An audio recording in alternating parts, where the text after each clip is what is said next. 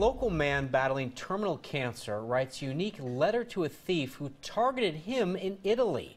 That letter is now getting international attention, and so is his message. Now, he was there on vacation with his wife for what could be one of their last trips together when a pickpocket stole his wallet in Venice.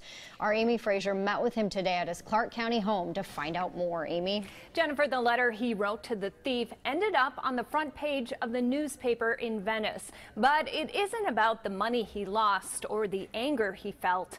It's about forgiveness. So we wanted to go on the trip of a lifetime, just an opportunity to be together.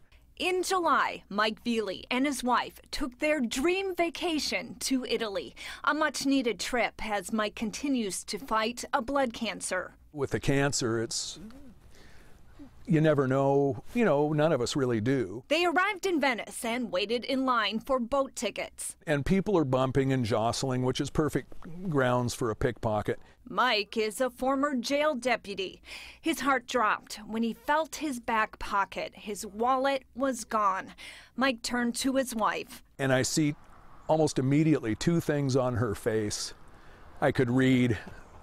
And one was that this is going to be how I remember Venice. And the other was, I want to go home.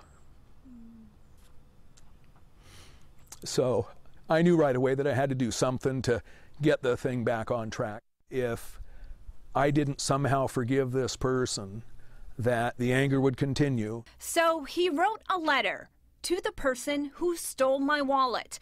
This is my last trip with my wife. I'm dying from cancer. I have been praying for forgiveness. And closed with, I forgive you. And then just put Michael Veley, USA. He asked police to post the letter. The officer couldn't do that, but he knew someone with the Venice newspaper. In a few days, Mike's letter was front page news. And ultimately, I have absolutely no doubt that that individual did end up reading my letter because it was on the front page of the Venice newspaper.